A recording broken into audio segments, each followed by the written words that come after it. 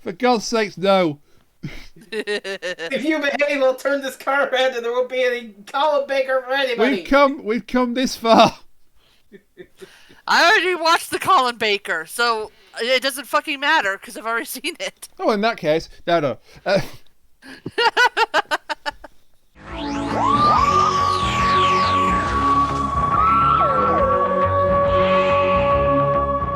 The androids of Karfel are blue, and so is Manchester. Ladies and gentlemen, welcome to Doctor Who Reviews. It's a football reference. It's a football reference.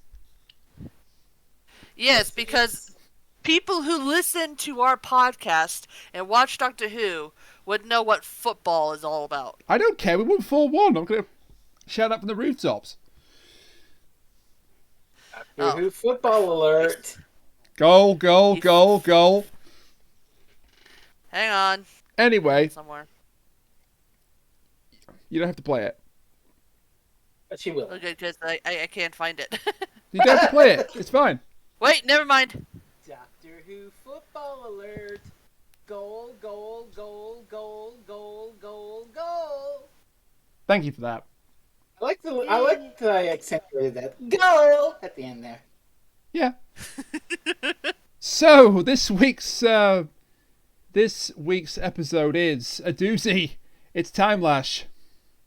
The fourth worst Doctor Who episode of all time, according to the scholars over at Doctor Who Magazine's poll of the best stories ever in 2014. And for once, they might be right. List that we take great pride in. But for once, they might be right with their placement on the list. Yeah. What are you guys talking about? This episode was fantastic. So long as you ignore the stuff like, oh, I don't know, the sexism. But who cares about women? Do women really need to be equals unless to you ignore men? like everything about on. it. The episode was great if you ignore everything about it. There you go. I mean, it's not like in its greatness, but at least it's equal to it. Oh dear God. That's what the people who apologize for that series or that episode or whatever or serial, whatever you want to call it, because fuck you guys. That's what you sound like. We keep coming back to. Well, that's what the fans of get. They get fucking Timelash. I do not like the fact that we come back to all the time. Well, I do not like that painted man. I do not like him, Sam. I am. Very good. If the fans of that thing would shut the fuck up and like accept our criticisms of it instead of going, no, then we wouldn't have to yell so loud. But here we are. You yelled so loud that actually peaked your audio levels on the OBS. Yes, it did. Because I'm making fun of it. I went la la la, can't hear you, blah blah blah. That's what I was trying to do. Anyway, speaking of here I am, who's here? I'm glad you asked. So firstly, to my virtual left, a message to the troubadour, the world don't love mirrors anymore, it's freezing inferno. Hiya. And to my virtual right, just maybe, she's crazy, the world spins round and round and round, it's Kat. You keep finding all these ones that just personify me so perfectly. It's like you really know me. Well, I mean, you are going to be my future wife, apparently. Yes. Oh, no, you're going to be Fresno's future wife. I got dumped. No, I changed my mind. He's too Canadian for me. Wow. Harsh. But not as harsh as we're going to be to Timelash. Oh, yes. Ladies and gentlemen, strip yourselves in for a roasting. I mean, yeah. In the case of one character, quite literally, but strap yourself in for a roasting. I mean, it's season 22. It's the Colin Baker era. I mean, you kind of know what you're getting into here in some respects. But why don't we just dive right into the fucking thing? Yeah, so I think we start inside the TARDIS, do we not, after the opening credits? This is a thing I noticed with a lot of season 22 because they had the 45-minute episodes. So the writer will luxuriously take bites of their meal such that half the fucking part of the first part is the Doctor and the companion in the TARDIS going, I wonder what's up with this thing. Maybe I'll push this button while other things are happening on a planet far, far away. And there's a really is it this bit where he keeps trying to convince her to go to Andromeda or something? He wants specifically to go to the Eye of Orion, and she's just like, you keep talking about that place. I don't want to go. And he's like, well, we'll go to Andromeda then. It's got these beautiful, scenery. And she's like, that's exactly how you describe the Eye of Orion every single time you talk about it. Yeah. He's like, no, it's not. Then given typical Colin Baker writing, because I can't say typical Colin Baker because I had to pay another $75 and the man will wear his mask and fucking come after me or some shit. But Peri says, "Oh, come on now, Doctor. I'm getting tired of all this aimless wandering." Aimless? You think what we do is aimless? Well, how about I take you right the fuck back to 1985 Earth then? Yeah, I mean, it's not quite as bad as the Twin Dilemma, but Nothing can be quite as bad as the Twin Dilemma. He is still really quite rough towards Peri here. Fun fact, this entire season of 22 was on Amazon, specifically on Prime Video if you got the BritBox stuff. So I decided to watch it on there, and something that Amazon does, which I think is really interesting, and it's the only kudos that Amazon is going to get, is that they have this little thing called their X-ray features. And that can include stuff like, here's, the different actors and actresses that appeared in this scene. But they also have little facts. And one of the little facts that they showed was that apparently somebody thought that the Doctor and Peri's relationship was too harsh, so they tried to make their dialogue more calm, essentially, in this episode. I mean, sort of. That's not quite the actual truth of the matter. It doesn't help because they're giving Colin Baker the direction of going, What? What are you saying to me? I do love the way whether or not they succeeded is up to you. I do love the way he pronounces the word bad. Bad? Bad? Like, yeah, when you're directing him like that, writing it softer doesn't fucking matter. It's like, okay, I'll write this scene so Doctor Who's not an asshole. Okay, Colin, in this scene, you're a raging asshole. Action! It really doesn't help. Yeah. That is basically it, yeah. But it was just funny to me because it's like, they decided that they wanted to make him a little bit calmer during this episode. It's like, no, they fucking didn't. No. Yeah, They don't nail the calmer until fucking the mysterious planet. Jeff, I think you might have got your facts slightly wrong there. And this is a fucking rarity. I'm never going to say this again. I don't blame Jeff Bezos in this case. I blame the writing team from 85. Who are you? What have you done with the Real Freezing Inferno? Oh, I'll blame Jeff Bezos for a lot of other fucking bullshit, believe me. So you said that season 22 was free on Amazon. We know one series that wouldn't be free on Amazon, don't we? Series 10. Hey, Jeff, have you heard of a little episode called Oxygen? Have you heard of Thin Ice, Jeff? I think you really enjoy it. Well, speaking of, it's a really good union between the Doctor and his companion. Google Amazon and Union to find out more.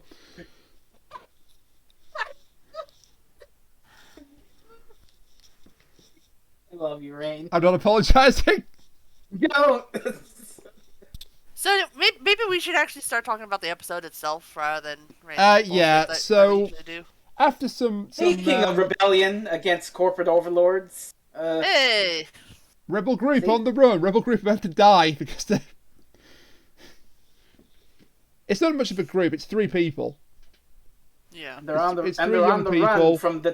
run from the totalitarian beekeepers of planet Karfel. This costume, the Gardeliers, as they're called later. What is this costume?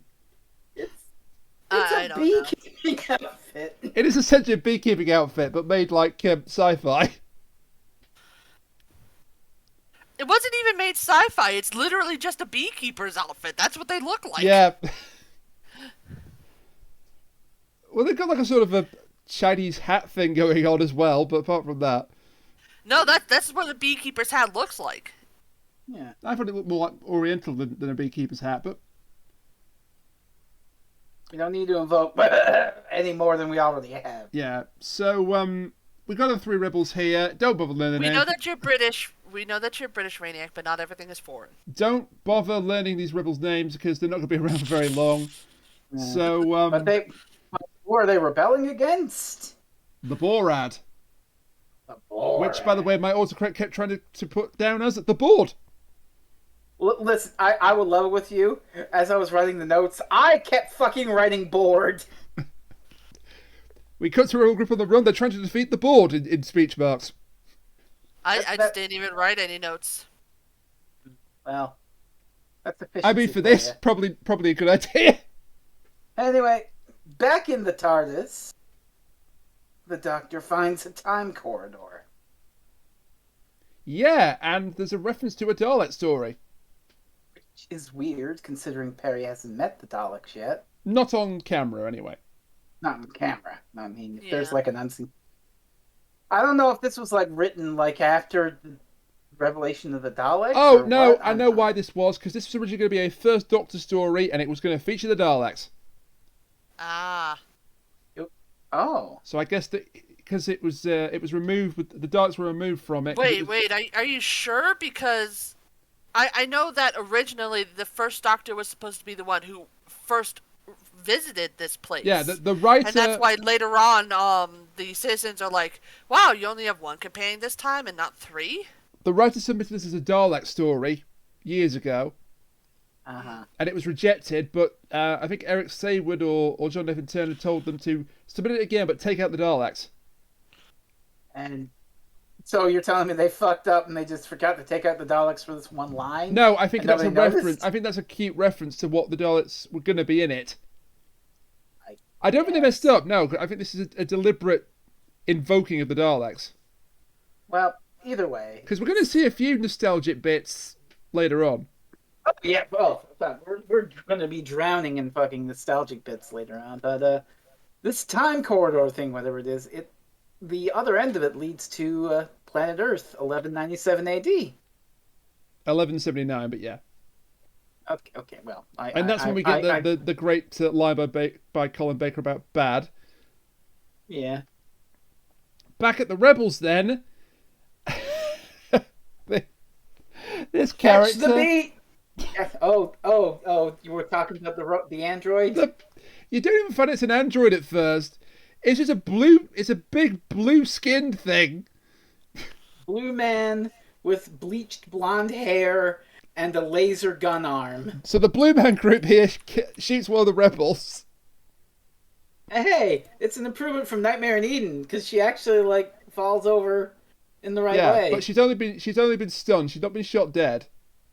Yeah. She might wish she was shot dead in a minute because the blue thing just picks her up over his shoulder.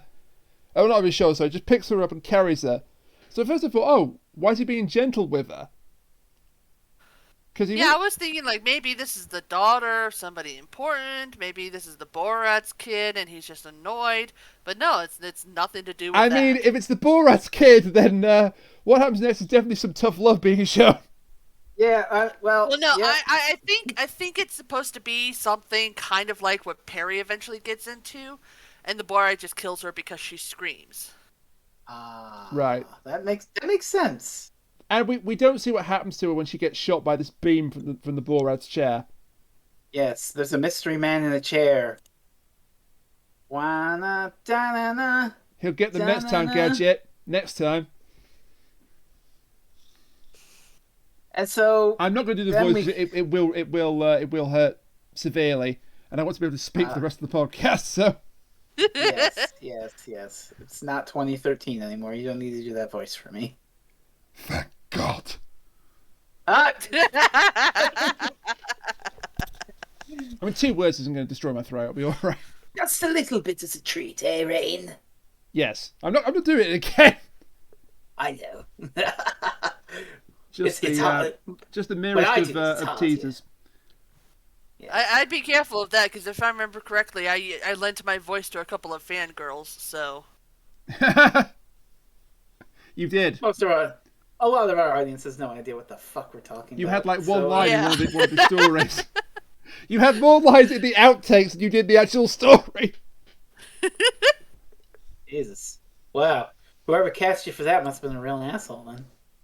Got no fucking mind. I mean, shit. What a jerk. I know, right? What an a-hole. So let's talk about the fucking. Oh god! So this society of Karfel is messed up to hell and back. Yes, it is. So it's obvious Yeah. that this is supposed to be ancient Rome. I mean, they're even wearing togas almost. Oh, okay. It's like alien future Rome, basically, Karfel. And Right. they're being led down the garden path by the Borad. I guess the Gorad then. The Borad, who there's mention of him running experiments with time. And then a weird thing happens in succession. Two things happen in succession. Paul Darrow walks into the picture, and instantly the episode gets him better. He is a highlight. He is a highlight. Yeah. Paul Darrow is great. Is that the guy who's the Malin? Yes. Ecker. Tekka. Oh, I have some fun things to say about backstage stuff about the mail-in and Paul Darrow's performance later. Well, I'm sure. But why is this not Roman Senate at all meeting? Well, they're dealing with traitors. And the traitors will be thrown into the fucking time lash. Yes, I've got words to say about that as well in a minute. But the two young guys that escaped they didn't escape. They were caught by the guards. They're brought in. They're basically sentenced to death. One guy's like, "No, I'm not a rebel. I brought the rebels to you. I'm no traitor." Absolute toady. Throw him in. He deserves what he gets. At least the guy in black dies with some dignity. And then the coward fights back against, says, "I'm not going." So the android just throws him in it and chokeslams him into this time lash. Oh my god! As God is my witness, he is broken in half. As God is my witness, he's ended up in the 15th century. see, So, yeah. you guys went immediately to that. My mind immediately went to Oompa Loompas start like coming out of the walls and dancing around the time lash. Oompa loompa doompa dee dash. You will now be killed in the time lash. Oopa loopa doopity dots. Man, oh man, this story sucks. Welcome to the special rhyming episode of Doctor Who podcast. Welcome to the pumpkin patch. Perhaps you'd like to play some cat. God damn it, Ray. Don't blame me. He played this voice actor for the pumpkin rapper. God damn it. He was also who was the? It was Squat and Babu, but who was Babu? Yeah, Squat was the fat guy, wasn't he? Yes. Yeah, well, Squat's voice actor was the same as the pumpkin rapper. Damn you, Haim Saban. Damn you. I mean, You he's not a lost great me, you person. strange rapping man. Haim Saban is not a great person. No, he's not. Nah. But so we should talk about this time lash. Yeah, the effect on Yeah. this time lash is hilarious. It's a white pyramid with tinsel on it. It's just a crossfade, you know. They push you into the tinsel and like it's just like a crossfade, and the actor just goes, "Ah!" But why not just have an open white pyramid? That would look so much better. You want to know something funny? That crossfade is the exact same one I used to transition whenever I change scenes during my streams. I can believe it. I'm not even joking. It's like almost the exact same. Oh my god! So you're telling me that fucking Time Lash has the same production values as your stream? Yes. I'm Basically. insulted, but I'm not sure why. I was trying to insult Time Lash with that statement. Yeah, because it's got the same. Wait, no, that's not an insult to Timelash. It's an insult to Cat streams. No, I'm trying to insult Timelash. Okay. Dig up Wait, stupid. so you're saying that my stuff is worse than Timelash? Dig up stupid. There's no way out of this. I'm fucked. Let's move on. Dig up Yeah, stupid. let's move on. Dig Let's up, move on. you I'll see moron. you're not invited to the wedding. Fine by me. So... Yes, I did just catch that in one ear. If people are wondering, yes. No, see, it's a really bad punishment because I plan to have it in the cathedral with the floor made of mirrors. Ah. But that's punishing me, not him. I never worry. said you were going to have a good time. This is my wedding. Don't worry. It's going to be like the end of The Graduate where you're in the thing and I'm like, bears! Bears! The priest just comes out and goes, "You're going to have a bad time."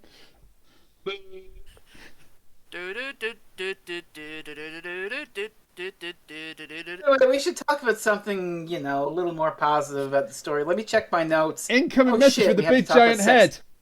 Oh shit, we have to talk about sexism now. Well, we could talk about the giant head.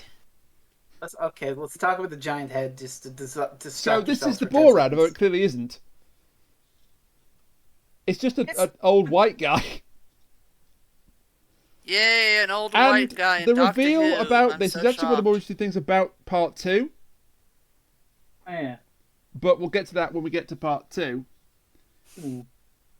There's also the Malin, and the Malin is the leader technically of this society, but he's just a figurehead. He's just a puppet. Yeah. Yes. Okay, sexism. Oh, good. Yay! So the Malin has a daughter, Vina, and Vina, well, she's got these wild and crazy ideas. Like, let me just check my notes here. Thinking for herself. We can't have that in not ancient Rome. Oh, don't forget talking out of turn. That's a paddling. Oh, Yeah, it's like during this whole quote-unquote trial of the rebels, her, like, I guess fiance would be the best word for it. Yeah, something like that. How do you pronounce his name? Mikros? he's Mikros. Mikros. Mikros has been whispering to her, telling her, like how unhappy he is about everything, how all of this is a sham, how the Borad is just, vying for power, and he's abusing everything, and we're all going to be fucked. And then as soon as Vena starts being like, "Father, are you sure about this?" He's like, "Shut up, you're a woman." Yeah, The past was a mistake. it's unfortunate, Yeah. but if this is ancient Rome, that's kind of why. Even so, the past was a mistake. This is not ancient Rome, and this is a future fucking planet. Well, And all right, it's not- future Rome. It's not even like particularly Rome, and it's like you just got the Senate and the. They have a togas and stuff. senate. They're wearing togas. Like that's aesthetic, Rainiac. That's not like saying, Oh. they have the specifically the values of Rome." Baloney. It's just hey, here's a council and here's a little bit of costume design. That excuses the sexism. No, it doesn't. I didn't say No. no. Whoa! Pump the brakes for a second there. I didn't say excuse the sexism. I just said this is definitely based on ancient Rome. Right, okay. Okay. Yeah, We'll talk about that a little. ancient Rome was incredibly sexist. It was Yeah. incredibly open to certain things, but it was also incredibly sexist. It certainly wasn't the Well, Greeks. What I'm saying is this story isn't like really like seriously invoking ancient Rome as a theme or anything. So All right, that doesn't, fair. That doesn't, Yeah. excuse wasn't the right word. Explain. It's just you're saying it's just an aesthetic more than anything. Yeah, exactly. It's so not that dipping doesn't into really, Roman mythology or Roman history. It's just using it as a I mean, visual. there's still the fact that this is an alien species on an alien planet, like far out flung into the galaxy. There's really no reason for them to be sexist at all, despite what their, I guess, basis is Yeah. for their culture.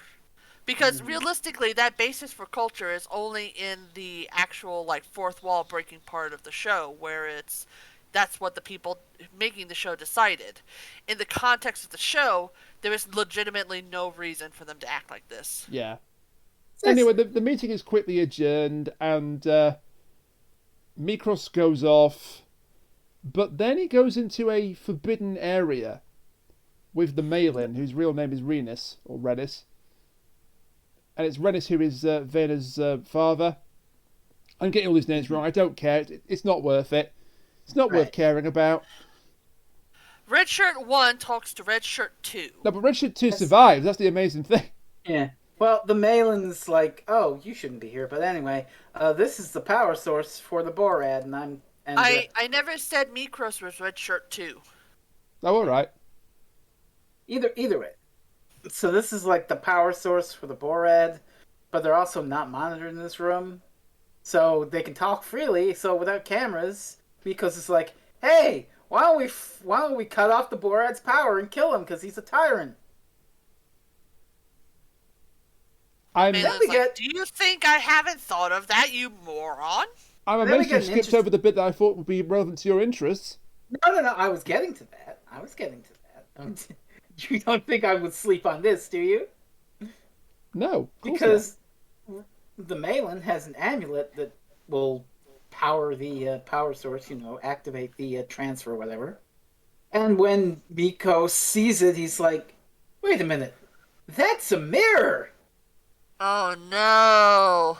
But the Borad has banned all mirrors. Truly. Oh no, Rainiac, why did you choose this He's cereal? banned all mirrors, my God. I just realized how this resolves itself. He's banned all mirrors, my God, this is the greatest Doctor Who character of all time. Oh, Rainiac, you moron. Anyway, I didn't know it was in this. It's a blind pick. I know, but he's never going to shut up now. And then there's a really dark bit where the plan... The plan to get rid of the Borad is to divert all the power? No. Oh, so no. No. Sorry. The Borad is like... The Borad has ordered the Malin, sorry. The Borad has ordered the Malin to divert all the power from the hospital and give it to the Borad. No, not just the hospital. Essentially what the Borad wants is he wants them to divert all the power, except for the stuff to the Timelash, to the Borad. To do whatever the fuck the Borad is even doing. I'm not even sure what he's doing with all this power. Experiments. Honestly, at this point it doesn't matter, because knowing what the Borad wants to happen to them later, it's kind of obvious that he doesn't give a shit. Yeah. Either way, it turns out that part of that power is to the hospital, where the Malin's wife is lying there, using, life support, essentially. Yeah. And the Borad's like, fuck all them old people. Give me power. Gimme. And then we get the end. Malin even says that he really hopes that his wife is strong enough to be able to last through, since she's not going to have the power to her life support. It's like, yeah, fuck. So Mikros is going to overthrow the Borad if he can, and Renis isn't going to join him directly, but won't try to stop him either. This room was is also just before you say that, this is also going to be a little bit dark, but also, wow, so your own daughter can't speak out, but you hope that your wife is strong enough to live through a life-threatening disease? Wow, so women can only be strong when you want them to be. Right. That is dark, but also entirely warranted. Hey, remember how we said that this room wasn't monitored? Well, that was a fucking lie. Yeah, I think they explained later that the Borad put a microphone into one of the amulets, and then once that amulet was plugged into the power supply, it was shielded enough from everything else to be able to work. That's exactly it. And the so amulet contains a microphone. So as soon as the two of them come out of the room, the blue robot man is there and it's like, we are here to call an emergency meeting. Can we talk about this man's voice? It's basically kind of like this. It's not. I think what they're going for. When he talks, it sounds like he's trying to mimic the pattern of the beat from the film Close Encounters of the Third Kind. Because he kind of talks like this. Oh, you're right. Shit. Did this premiere after Close Encounters of the Third Kind? Yeah, Close Encounters was like fucking, 1970 Yeah, because something there's a reference in it in one of the James Bond films. Oh, okay. Bond presses a keypad in sorry, Jerry, Moonraker, and it plays that tune back at him. Oh my God. I was thinking of the bit from Furious Only where they play the keypad and it's fucking nobody does it better. Oh, that's Boop, cool boop, though. Boop, boop, boop. Things like that are cool though. Speaking of When cool, you're doing hey, that. the TARDIS is going through some turbulence. Get the fucking harnesses while the cameraman and the video effects guy make it look like we're totally shaking. This is Ooh. not cool. This is just bad. Seen better shaky ship effects on Star Trek. Yeah, these are hilarious effects though, and also the Also, did somebody say Moonraker? the voices go helium. Yeah, all right. Listen, it's been years later. I can handle the Gonzo now. Still a very fucking bad Bond film. Yeah, it is. I mean, it's just a rip off of the last Bond film. And if except with fucking space you've read lasers. the book, if you've read the original book, it could have been so much better than this. Right. I still maintain that they should make a modern day version of Moonraker, but change it obviously because the main antagonist is a Nazi. I mean, given this day and age, would you really have to change it that much? I hate the fact that you're right, Yeah. Pressing, ain't it? but yeah. Anyway, let's in talk that about Nazi, let's but- talk about the Borad overthrowing the leader of this planet. Overthrowing? You mean murking? Yes. So they have a conversation because the blue guy has summoned him, and he says, you know, I know what you're planning. I heard everything. Macaron the amulet. Ha ha ha ha. Presses the beam, and we find out what the beam does to people. It ages them to death. The beam makes you old. Who is this guy? M. Night Shyamalan? And I love the line from the Borad once he ages this guy to death. He's like, "It's election time.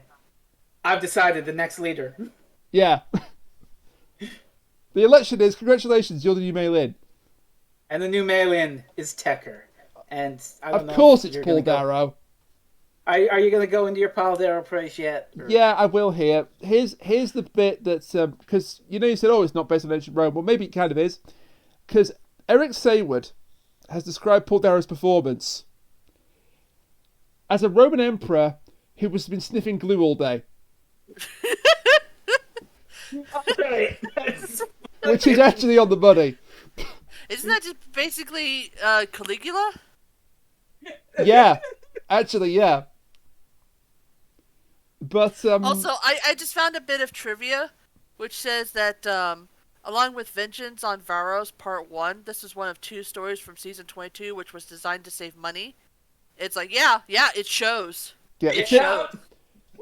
we're out of budget. Get the tinsel.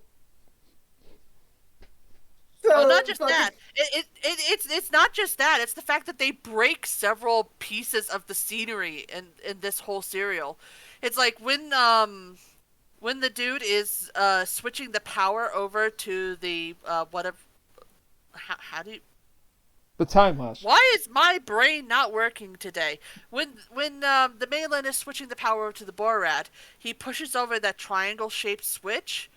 At the end, you can see him accidentally break the switch off, and then you see his face go like, "Oh shit!" and then he starts like messing with stuff to make it seem like he meant to do that. I missed that. That's great. So I love that. Tecker basically comes up to Vina and is like, "Oh, hello, I'm the Malin. By the way, Vina, your dad's dead, your husband's a traitor, and I'm in charge." Yeah, basically. Also, this scenery, no, it's so good. There's more about Paul Darrow's performance later on. Don't worry. But yeah, The so scenery is so delicious and so easy to pull apart. Tekka's first act as Malin is to sentence Mikros to be thrown into the Timelash. It doesn't go well. Because Vina steps up. Yeah, Vina steps up, grabs the amulet from around Tekka's neck, and then there's a struggle, and she falls into the Timelash by accident. And Back in at all the the confusion, Mikros gets away. Back at the TARDIS, which, by the way, we've been talking all this fucking time. The Doctor and Peri have still not gotten involved on this fucking planet. They're still hanging around in the TARDIS. They don't get involved in the events directly for about the first 25 minutes. That's That's season 22 plotting for you. It's literally, if they could write in Revelation of the Daleks Part 1, they spend the entire time fucking walking to the place. Well, I will say, there is one good thing about this, and that's the fact that now I know where another scene from Freezing Inferno's Tacky video came from. yeah. Yes, you do. I think I've now seen all the Go stories watch where it. the Tacky video came from. There's only 2 left, and then you'll have the entire thing. And I've seen them both, so yeah, I've seen all of them now. Wow, you've seen the entire source of that video. My God. By the way, so in the TARDIS, they're sitting around going through this time corridor, and all of a sudden they see a fucking ghostly apparition of a woman go whoosh. With an 80s slide whistle. I'm sorry. It's just so funny because she is standing perfectly still with her arm up, holding the talisman, just staring off into space, and she just literally drifts through. Yeah. In the most absurd manner possible. One second, we've got the TARDIS stopping, and then they say, "It's me, I'm Kathy, I've come home."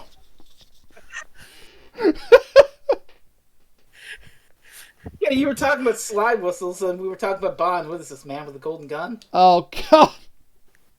Honestly, all I could think about during this scene is, it's kind of like that Worst Witch thing where Tim Curry flies in. Oh, it is. Oh, my... It is. Anything can happen on Halloween. And that was only 3 years before. That was only 3 years before that came out. No. Oh, no. Oh, God. Anyway, I think Vina falling into the Timelash temporarily stabilizes the TARDIS because the effects stop and then start again. The helium voices are back. Oh, no. The shaky cam is back. Mm-hmm. But anyway, that finally gets the Doctor and co to arrive on fucking Karfel after 20 minutes. Yeah, and here's where it gets really interesting. Because Yeah, usually it gets when the Doctor interesting once arrives, the main fucking character gets involved. yeah, but usually when the Doctor arrives at the situation, he's new to it, and he has to introduce himself to everyone. Sometimes successfully, sometimes they want to kill him. He's been here before. He's been here before. Intriguing. And I think that's why it said, there's only one travelling light, are we now? Just one of you, with you. Yeah, like I said before, originally this was supposed to be that the first Doctor came in with Ian, Barbara, and Susan. But eventually they decided to change it to the third Doctor. So some of these parts don't quite make sense. They don't make sense at all. Yeah. The third Doctor never traveled with 2 people. No, it was always... I'm hard-pressed to say that the third Doctor ever traveled at all. It was Liz, then it was Jo, then it was Sarah Jane. We've done third Doctor stories where they travel, haven't we? Yeah.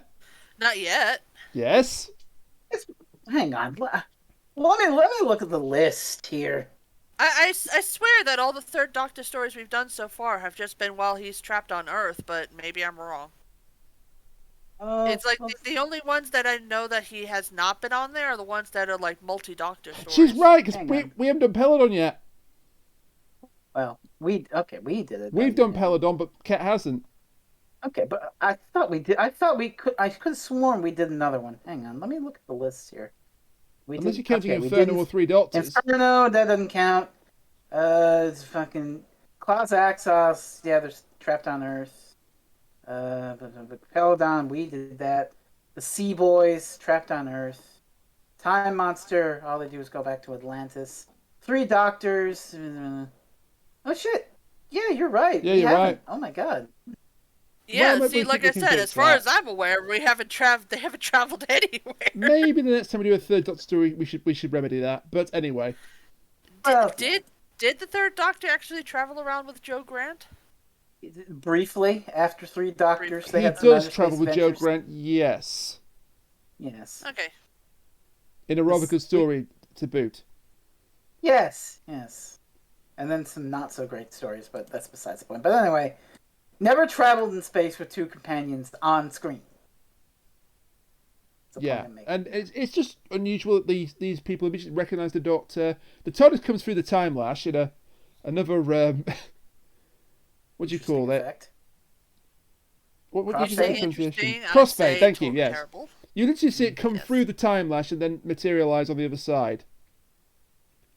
So immediately, Tecker and the Borad are like, "Oh, well, hey, maybe the Doctor can help us get our amulet back and fuel our evil scheme." Oh no, they've said the quiet pod out loud again.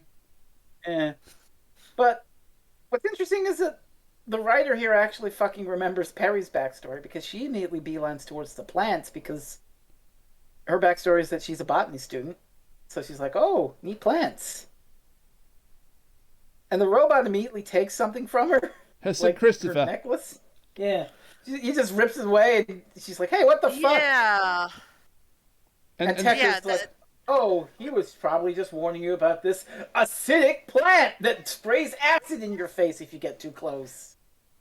And Peri's like, "Well, why the fuck do you have that on display where anyone can stick their face in? That's Hi there, Chekhov's acidic dangerous. plant. How are you doing today?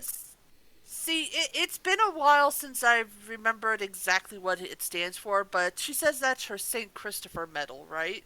Yeah, it's Perry St. Christopher. Is there anything significant to the story that St. Christopher represents? Oh God, the St. Christopher was a pretty common piece of jewelry. I'm also kind of wondering, would a St. Christopher medal be shiny? Oh, Yeah, that's definitely what's going on here. that's a good. They don't say this, but yeah, that's exactly what it is. That's absolutely what they're doing. Yeah, shiny, almost reflective, Mirror-like? Yeah. Bum, bum, bum, bum, bum, bum, bum. Doctor Who's shiny reflective surface alert. I'm saving it for the climax. Okay? I know, you should. I say I'm saving it for the climax. Save it for really the climax and save it for the She could be pressing the button 45 times. Save it for the resolution of part 2 as well, because it'll come in handy there. Speaking of dodgy effects, how about some Muppets? Oh my God, the band drills. I do like the little bits of dialogue in here. So Tecker is conversing with one of these Bandril ambassadors, and he basically says that we're going to be at war. And he's like, we have an international treaty that was revoked by the Borad. You cannot just revoke an international treaty. The Borad can, and he has. Then it seems we are at war. Good. Soon our planet will rule this galaxy, and the Borad will kill them all. I mean, that line, that exchange of dialogue kind of hits a bit hard. Oh, well. This year. I wasn't going to say no, that. I'm not going to say it outright, but it hits a bit hard this year. I wasn't going to say that, but now that you have said that, we will add a new alert, Doctor Who Big Oof alert. Well, it's not Big Oof, because they didn't know it was going to happen like 37 years in the future. You know. But it's Doctor Who potential for World War III alert. We're never having that alert. Good God, no. I hope not, or else it's going to be a pretty short fucking podcast. Please no, for the sake of my mental health, let's not have that alert. I am so glad I am a woman right now. Anyway, let's move the plot on a bit for part 1, because it kind of drags down a bit in this second bit.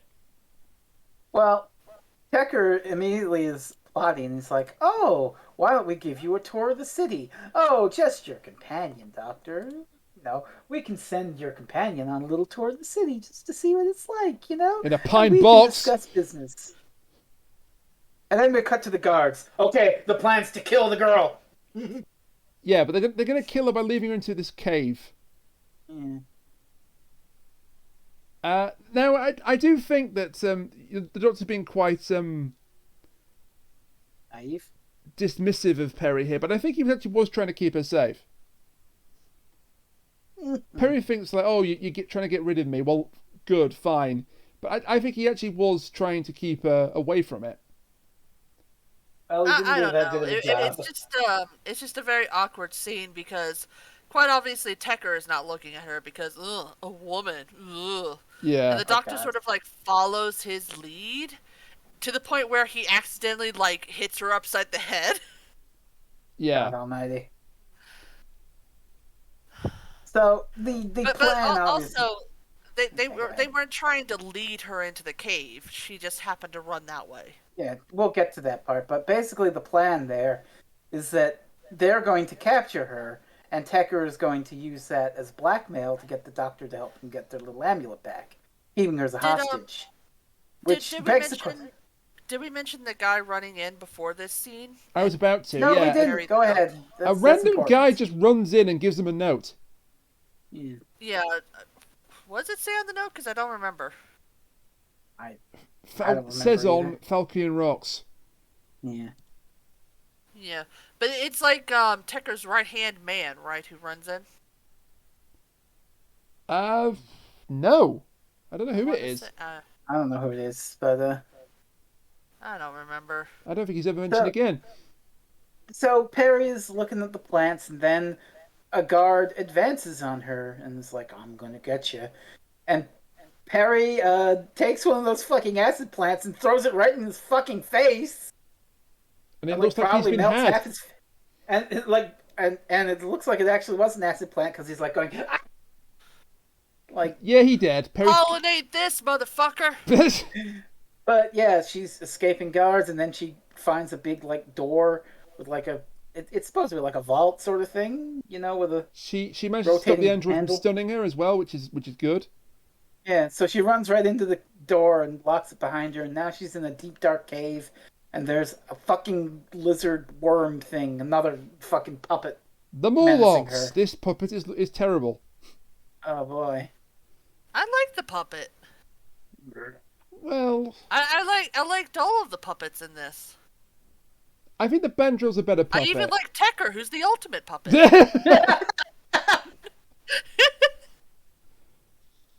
Danganronpa V4, Tecker, ultimate puppet. I didn't even like those two old guys up in the balcony calling the episode shit.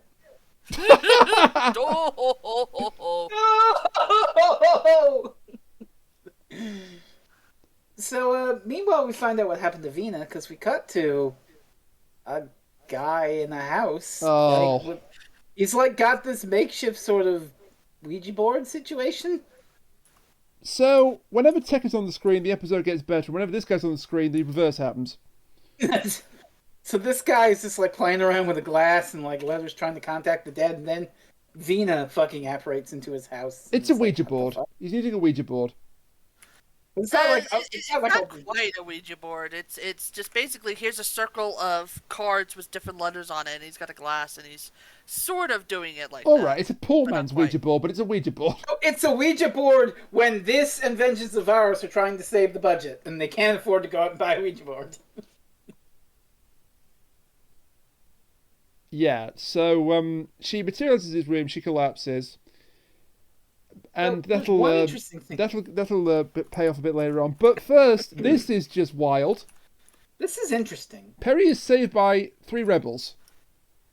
Yes. They shoot the Morlox, they don't kill it. And then an android immediately appears and its head catches fire. And it's like, what the fuck? I was like, okay, what? This is actually kind of this particular thing is actually kind of ahead of its time. It's kind of clever.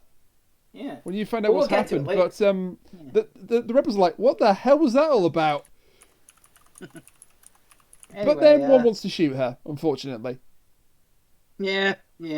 Says on the older guy wants to. She's obviously, a plan. We need to kill her. But the girl rebel, who is Kat, she's like, no. We need to give her time to save her life. So Sezon gives her a 15-second clock. And then Kat opens the locket round her neck. Yes. And there's a picture of Joe Grant inside. Hey. And Peri knows who Joe is. Interesting. I know that Peri says that there are a bunch of photos and stuff around of Joe Grant. Sure? Question mark? Okay. It's really weird how this story of all stories kind of reaches back into past references. And what was that bit of trivia that I saw about this section? And this is the weird thing about it. Like, I don't know if you two thought it when you were watching. You thought, oh, they're referencing some old John Pertwee story. But they're not.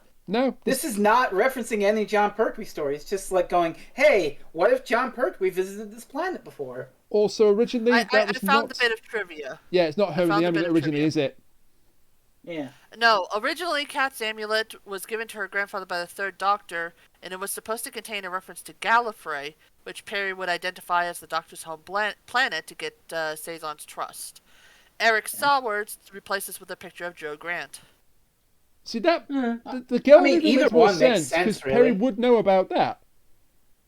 Either one makes sense. I mean, the Gallifrey one kind of makes, like, more sense. Yeah, it does. Yeah. But either way, I just want to mention an idea I had that might make this story a little better. Okay, hear me out here. What if all the rebels were women? Then it becomes the Monstrous Regiment. I mean, technically all the guys do eventually die, so... Yeah, but you know what I mean. Like, we've already established that Karfel society is like, oh, women thinking for themselves. What the fuck? So if you had all these rebels, these strong, independent women who are like, fuck the patriarchy, you could actually have something interesting going on there, if you wanted to. Well, you know, Red Kangs are best Kangs. We've taught her well. Yes. So, but back to Scotland, 1885 then. Yeah, well, it's 1885. So, this guy thinks that Venus is a ghost, and his name is Herbert. He's a teacher who fancies himself a bit of a writer. But, so the Doctor, by this point, has been successfully blackmailed by Tecker to go and find the amulet and track down the thing at the other end of the Timelash. So, the TARDIS arrives, and Herbert is like, another evil spirit! And he gets it crossed in the Bible, and he's basically like, the power of Christ compels you! He needs an old priest and a young priest.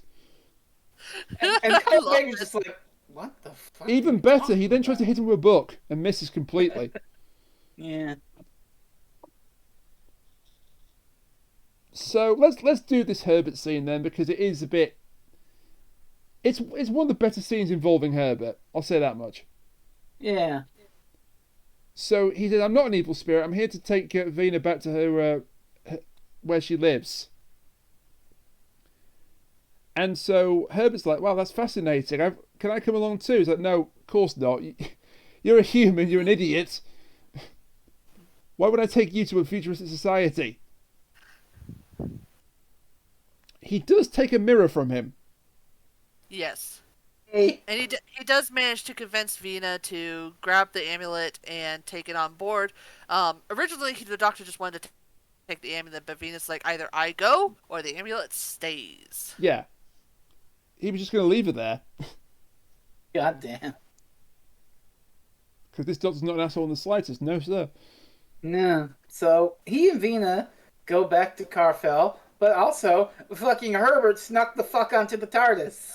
And he even gets a bit on the inside moment. Why? Oh my. Well, we know why. And then we get some Prime Stephen... Yeah, we know why. And then we get some Prime Stephen erasure. Stephen erasure? There's an intergalactic law forbidding stowaways. Stephen Taylor was a stowaway. So was Adric, if you think So was Edric, yeah. I'm sure there are some fans right now who are like, yeah, he should have been banning stowaways. But I still maintain the fact that I adore Adric. I love your hot... Well, I'm going to call it a hot take. That makes it sound like I don't agree. I love your passion for Adric. I don't mind Edric, apart from in For the Doomsday. I haven't seen that one yet, so... For the Doomsday fucking sucks! Like I said, apart from that, he's fine. Hey, Kat, remember all the problems you have with sexism in this story? Oh boy, let me guess. Yeah, 10 up to 11. The one saying them. Ooh, even better. Take the problems you set of this story and 10 it up to 11 and have Adric say them. Great!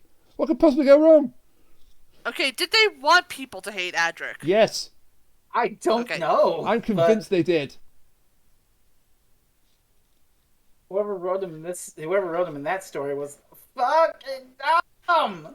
Because Wesley and Star Trek Enterprise came way after this, right? Yeah, way after this. Yeah. Yeah, that's like late 80s. Anyway, Herbert gets his big on the inside moment, inexplicably. And the Doctor has taken a mirror from Herbert's house. That will be important later on. So they get back to Karfel. We then cut to Rebel HQ. Wait, well, not HQ, but it's like the cave. Secret tunnel. And we get to know them a little bit, and we get to know about them a little bit. And they say that the Borad is making a super weapon, or he's after a super weapon that can kill anything, basically anything molecular. I think is what they say. All living life. All living matter. Yeah. And then the worm puppets. The worm puppets have this thing that will destroy anything that has a nervous system. And then Devros saw that and thought, 29 years that, later, that's the one for me. That'll do. And did it far better than this guy. So we should mention that Peri realizes that this is the rocks from the note where she was supposed to meet, like whoever. But also, we forgot to mention, in her struggle and try to escape, she dropped the note. And so, as she realizes, oh, hey, this is a place. Fucking beekeeper guards come and arrest everyone. Yeah, Tekka's accomplice, who's a guy called Brunner, also on the council, gets the note and says, we know exactly where she might be going. Come on, then. The guards burst in. They shoot a couple of rebels dead. They capture everyone else alive. And there's a great bit. It's like, the note, I must have dropped it. In come the guards. Yeah, we know, Peri. Jesus. So, our cliffhanger yeah, Saison is gives wild. her this look like, fuck you. You think? So the doctor gets back and he's like, oh, hey, doctor, welcome back. Give me the amulet. Not until I know Peri is safe. No, I call the shots here. Give me the amulet. Okay, here's the amulet. Okay, now give me Peri. I don't know that we mentioned this, but we have to, don't we? Yeah. Do we? Yeah. Go on. So at some point, the Borad happens to notice Peri on a screen. Oh, no. And he specifically tells the guards, I want you to capture her and bring her to me alive and unharmed. Hey, kids, remember the twin dilemma? I find her pleasing. Oh, good God. Jabba the Yeah. Hutt. This is going to get a lot fucking worse. Jabba the Hutt has a lot to answer for. The weirdest part about this whole thing is that at one point, the Borad's like, she is very pretty, isn't she? And the android's like, yes, she is very pretty. It's like, the fuck? Yes, You're an android. How the hell do you know? You're an android. Shut up. And this is our cliffhanger then. So, Tekka's In fact, you're the same android because apparently something they did to save money was make it so that only one android would appear at a time in a scene, so then they could hire just one actor for which the they entire did. thing. Dean Hollingsworth. Yeah. Hollingsworth. Yeah. And it's like, that poor guy. There's like two androids in the whole of the story. I kind of fucking love Paul Darrow in this scene because, you know, he's supposed to be playing, I betrayed you, Doctor. I have no intention of giving Peri back and now we're going to kill you. But he plays it like, Doctor, I've won. Admit I win and you lose. I'll bring it up here then. So, the original script called for Paul Darrow's character to be a bit more understated. And instead, Paul Darrow... No, the reason why he did this is hilarious. Paul Darrow took it upon himself to ham it up as much as possible. Oh my God. He played it like Richard... He played the character like Richard III. Good choice. At one point he said, "Can I have a hump? Can my character have a hunchback?" They said no. And the reason why he did this is hilariously petty.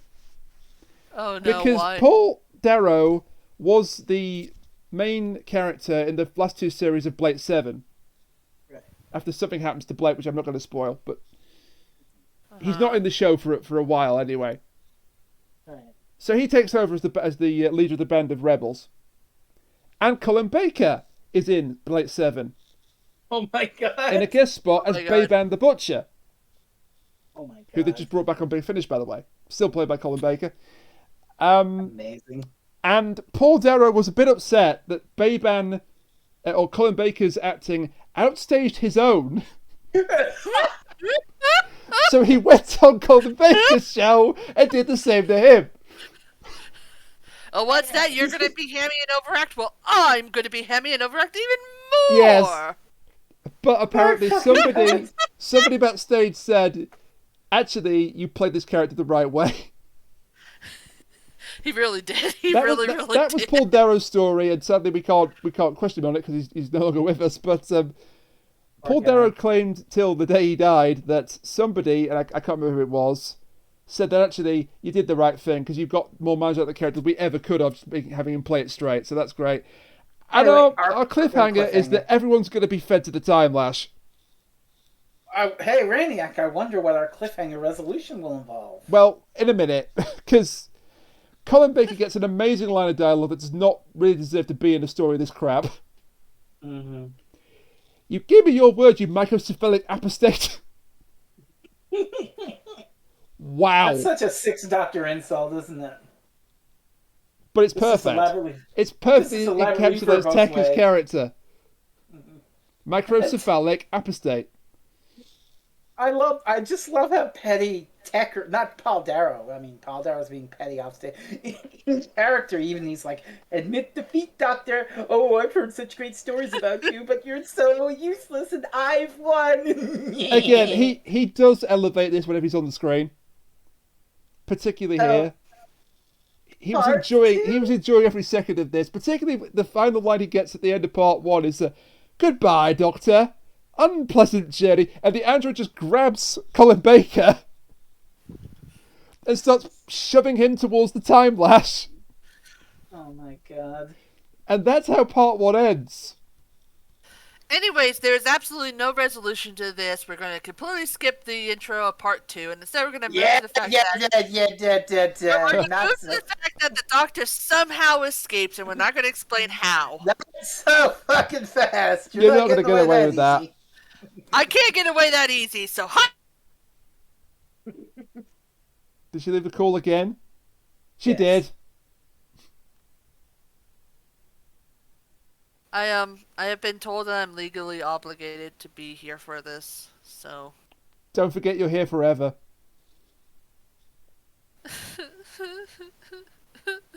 No, anyway, just put pictures up and it'll spell out, do it for her. So anyway, the Doctor saves himself from the android by shoving a mirror in his face. And this somehow fucks with the android because I guess it's programmed under Rainiac and Kat logic where, oh god, mirror references, no! Yes, we programmed the android, surprise. I think since now I officially have my soundboard, I'm legally allowed to do this. That's the wrong button. That's the wrong button. That's the wrong I thought you'd done that for a bit. I was like, wait a minute, no, she made a mistake. No. This is too good. It's just staying in the main broadcast. Main broadcast! Provided this is the correct button, here we go. Doctor Who Mirror Alert. Doctor Who Mirror Alert. I'm not going to lie. I haven't got to use this thing in like nearly 2 months, okay? I'm not going to lie, Kat. I honestly thought I was right up to here. Jesse Cox is a furry. Jesse Cox is a furry. Is he? My God. John Bishop is a furry. I forgot you made that. Yeah. John Bishop aired his own fucking furry porn that fan artists made of him on live British TV. I'll cuddle a dog. Not even soft-core furry porn. We're talking actual furry porn. I'll cuddle a dog. I mean, cuddle by a dog. So the Doctor distracting this android with a mirror instigates all the rebels to fight back a bit, and they basically knock the android and the who was it? Who was it? It's Councillor Brunner because Brunner is operating the Timelash. Yeah. And when the Doctor gets the mirror out and the android starts going berserk, Tekka immediately leaves because of course he does. The rebels break free and take down the guards. They knock them out. So you got the Doctor is struggling with the android that's still trying to reassert its programming, Mikros just makes a beeline for Bruno, like, you bastard! Grabs him off the controls. They're fighting, and then he throws in Brunner, which knocks the android in, nearly sends in the Doctor as well. Is that fighting?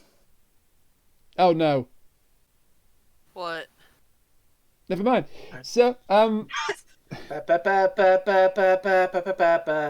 damn it. Oh, you mean this? Damn it, Jerry! Damn it all! I thought for a second she'd missed it.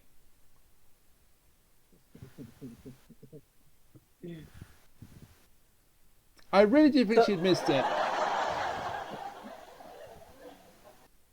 That's a new one. That's a laugh track. That's a new one. Yeah, I've got several laugh tracks actually. Nice. Okay. So they secure the council chamber, whatever, and then the Doctor decides to climb inside the Timelash. They seal the doors to the room. You're right. The Sanctum, I think it's called. The Sanctum. Oh, 1985, you blessed wondrous time. So doesn't this kind of completely make the Timelash irrelevant? Does it though? Is this great? Is this terrible method of executing traitors? And It's the Doctor literally just just- lower Is himself in on a it rope. really an execution though? Because as we've seen with at least Vena, even the Doctor says originally she was supposed to go back to 1170 something, and instead she lands in the 1800s Yeah. because he was in there. So I mean, it's not really an execution method. It's more just let's get rid of these people and put them someplace else. He diverted her course with 80 slide whistles. I mean the TARDIS. Anyway, they tie him onto a rope, and he just sort of rappels into this fucking thing, and I think this might be where they got the timing completely wrong for the two parts. just look at the screen, because Rain has no doubt put Yeah, this but fucking because part one was originally, it went 6 minutes over its allotted time, and people were furious. So they had to. How are we going to fix this? Well, could we move the cliffhanger to the shootout? No, we can't do that. So in the end, they just, what the hell is this?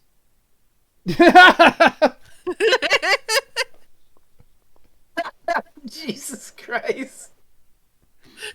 I've been seeing that meme a lot recently. A meme for everything. I mean, for everything. Yeah, the 6 minutes over, so they had to like rejig everything, and I think they did it by adding more lines of dialogue to the TARDIS, and I think a reshoot took place. The actor that played Herbert had to come back and do fresh lines. It was all a mess. Well, Yeah. I can't say what you're saying is wrong or right or anything, but I know at the very least that apparently something they did was they took some scenes of Peri inside a certain cave and pushed that to part 2. Yeah, because they keep going back to Because Peri in the part cave. 1 was over and then part 2 was under. They keep going back to the Peri in the cave, and they really don't need to do this. So I think that you're probably right. That was probably how they managed to push No, it I back know up. I'm right because I read that fact. Okay. Like part 1 was 6 minutes over, I think, and then part 2 was 4 minutes under. Okay. So they just took those scenes and popped them into part 2. Editing is fun. Is it? Is it really? You tell me you tell me after working on this shit 3 days a week for months on end. Okay, yeah, he also extended the 2 TARDIS scenes. Okay, so yeah. Yeah, so we're both We're right. both right. How That's nice. just what we needed to extend those scenes. We're both right, thank goodness. So So what he follows loads is- in. He loads in on a rope, and then he ends up in a very low budget set. 1985. He's after crystals. I'm going to collect the crystals. The crystals apparently are being generated by tinsel. Because guess what? The tinsel's here too. So, I think we'll focus on this. We can just skip through this because they drag it out a lot. But it's basically the Yeah. Doctor grabs a crystal. The Doctor goes down lower to grab another crystal. The gravitational force of the Timelash makes it harder and harder for them to pull them up. So then Herbert and Mikos have to climb into the Timelash to grab the Doctor and pull him up before he gets sucked down in, and they pull him out of the Timelash. So just stepping through the Timelash doesn't get you banished. You can easily come back. Well, if you have a fucking rope, like okay. Well, Herbert didn't have a rope. Okay, they're climbing in. I don't know. Mikros didn't have a rope. They just stepped in. Yeah, they just sort of climbed in. They climbed in using the rope to do so they have some sort of anchor. Where it gets really weird is the fact that they start sitting on these giant crystal hexagon things that are sticking out, and they're not holding onto the rope. Yeah. And everybody specifically says that there's something pulling the Doctor in. So it's weird. Some kind of gravitational force. Okay, it's a logical inconsistency. Who the fuck knows? Yeah. But unfortunately, we don't need to talk. I don't know if we need to talk about this yet. I mean, they pepper in the side plot of Peri. Do we need to talk about it now, or do we talk about it in Glory? We'll talk about it in full when she meets the Borad. Okay, fine. But she gets a capture. Wait, does she ever meet the Borad until that final ending scene with him? God damn it, you saw through my ruse, god damn it. I was about to be like, she never actually meets him. I was trying to be slick. Because the last time that he mentioned Peri, he was like, bring her to me. I was trying to be sneaky and you saw right through it. God damn it. Okay, so Peri's been captured, basically. Yeah. Yeah, and they keep cutting back to a guard, leading her to a prison cell, and then leading her back to the cave, and then tying her to a post. And these things did not need to be here, but they're here to they got a fucking, a shackle around her neck, on a big fucking iron pole, and he's pulling her and dragging her, ow, fuck! Okay, I'm moving, I'm walking, god damn it. Yeah, when we get to the part where she's tied up inside of a cave, I have something to say about that. That's really funny. Okay, but meanwhile, Tecker is talking to who is it? It's a guy called Kendron. And he's like, oh well, this situation's all fucked up. What do we want to do? I know what we'll do. I swear Kendron is the one who gave Peri the note, but honestly, I'm not sure. He might be. It really doesn't matter at this stage. Because Yeah. Paul Darrow's back, and that's good. He's like, you know what? I know how we'll solve this. I'll make you my deputy, and then we'll both be able to survive the Borad's wrath and serve him well. So let's go see him, deputy. Let's go see him. Hey, Borad! This guy's a traitor. You should totally kill him. But before that, we find out what's going on with this old man image that the Borad is projecting. It was a robot all along. It's a robotic puppet. Everything's wires a coming out of its puppet skull. in this story. Jesus. There are wires coming out of its skull. Everything's a fucking puppet in this story. It is cool. It's the Borad's clever ruse because he's got... Well, we haven't seen his face yet, but, it's clearly probably a fucked up monster face. We had Rennis saying, you're not the Borad, what the hell are you? But we got aged to death. And that's exactly what happens to Kendron, because of course it is. So he pleads for his life because Tekka's tricked him. The Borad won't hear of it, and he's gone. Mm. Then we have to talk about the guards breaking into the sanctum. And the Doctor's fun experiment with those crystals. The experiment is fun. The weapon that they're using to break into the sanctum is not. Because it's a giant black dildo.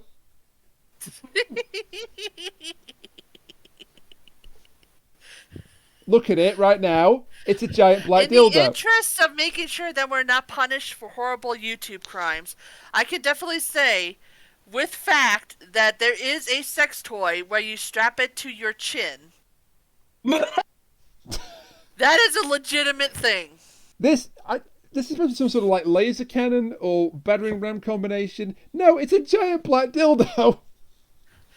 Oh my god. Honestly, the one that you strap to your chin is a giant black dildo too. But again, out of the interest of making sure that we're not in prison for YouTube How do you know this? How do you know this? That is a very long story. Let's move away from sex toys. Rainiac, don't kink shame. The the short version of this is I saw somebody on YouTube who sent it to a friend as a joke. Yes, a friend. Hey. She's asking for a friend. I mean, that can be a friendly gesture. There are some people who are that. No, close. no, Frez. She's asking for a friend. Yo, so I actually just winked there, by the way. You can't see it. I just winked when I said it. You know what? Just because you're being so rude to me, you're not going to put this up on the actual thing. But there you go. Oh my god. Oh, no, I'm not putting that on the actual thing. I fucking told you it existed. I quite like asking for a friend. I quite like having a YouTube channel, like you. But yeah, alright, fine. It was from Soviet Womble, okay? The Doctor's fun experiment with the crystal is kind of a fun scene. He's got this device he's made, and he's like, I'm posting one more GIF in the chat so I don't have to look at will it work? Of course it'll work. Will it work? Of course it'll work, I hope. You mean that one? Damn it! Alright. And Kit Kat from the chat. Okay, fine. I'll replace it with something better. Yeah, that's better. I can still see the tip of it, though, so it's not... Oh, you can still see the tip. Alright, fine. I'll replace it with something better. You're fired. This works. Can we talk about the crystal bullshit Yeah, now? I've replaced it with something better. Yeah, and stop kink shaming me. I mean, what? It was for a friend. Yeah, what? so this experiment's kind of cool. He's done something with a crystal. He puts it around his neck, and the guards are trying to break in, and then he just vanishes in place. Then he comes back. But no, you're getting a little wrong. It looks like he's standing there, and then both the rebel and Herbert are like, "Oh, yeah." like Kat they get puts pushed. her hands through the Doctor, Mm-hmm. and then Herbert reacts to something that's hit him. Says and the rebel reacts to something that's hit him, and then the Doctor gets back in the chair, and what he's done is created a 10-second time break. So he time slips 10 seconds into the future and projects an image of himself. And Herbert is really excited about this. He's like, well, because the Doctor also gives him this little like telescope thing that lets him see the real Doctor when he's doing the thing. And Herbert's like, wow, it's like science but fiction. Yeah. For those of you who might not quite understand, essentially the Doctor invented lag for the real world. Oh no, he made a lag switch. Deep fucking cut. The Doctor just created King Crimson. I don't know who that is. Oh, I love you for that. I love you for that so much. Kat, that is a motherfucking JoJo reference. I love you so much for that. I'm glad that you get it, Rain. Oh, Okay. that's made my night. So the Borad is also pleased because the Bandrils are going to invade the planet now, and soon they're going to kill everything but the Morlox and the Borad with their chemical warfare. Everything is going according to plan. Yeah.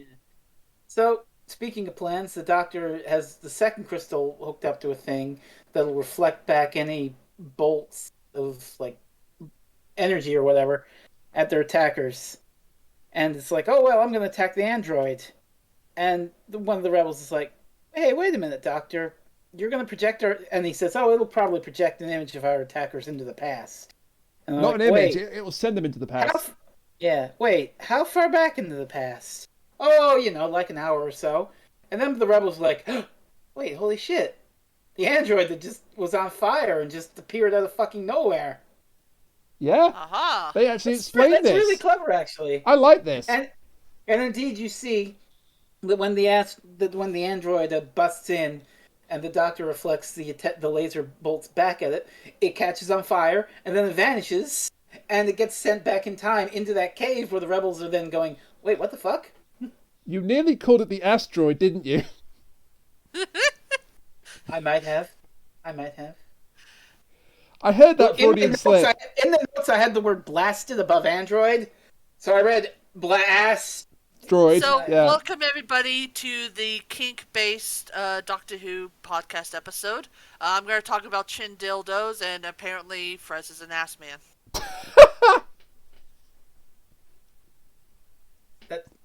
This is complete slander. I'm a boob man. Wait, I've said too much.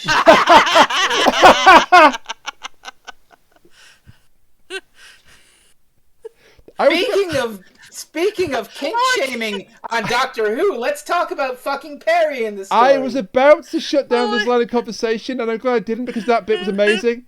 But all I can think of now is that post about the anime Hunga Balungaloos. Oh God. You know the one. Proton John has a lot to answer for. I am going to spare you Googling that and reading it on the show. I'm going to spare you that. All I'm going to say is, hello, Rosa John. How you doing on this fine day? Don't kink shame Proton John, but do kink shame the writer of this story. I'm not kink shame Proton John. I'm giving you a shout out, you asshole. I just said I'm not an ass man. I'm a fuck. We're back here again. He's a boob man. Dun dun. Yeah, he's a boob man. Yeah. Funnily enough, I'm also a boob man. So, now you're marrying me. Fuck. Mrs. Peacock was a man.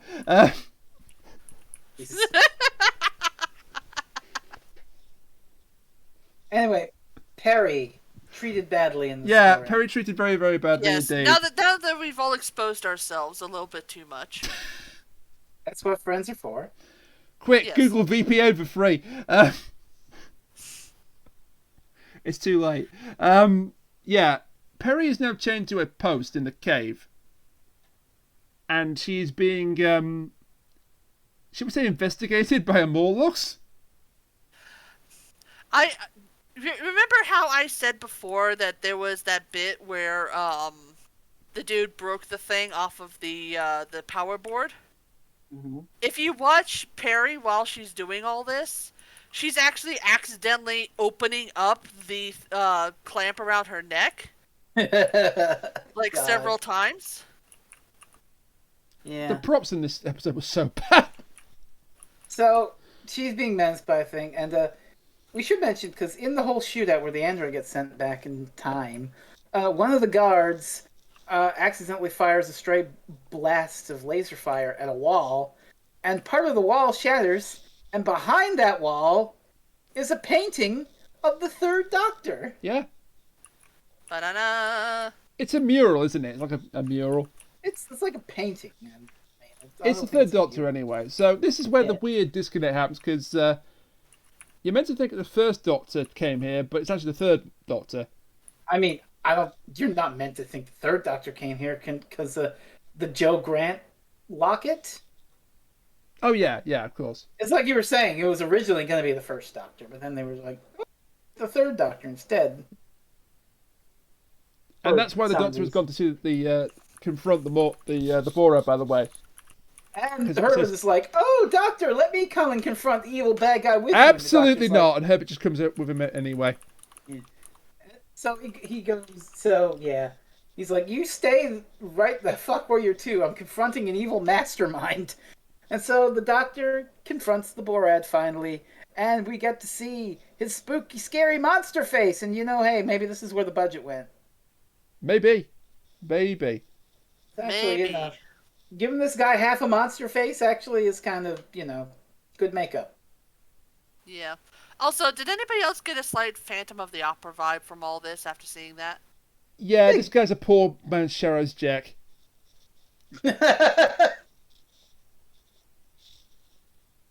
Oh, come on, it was right there. Yeah.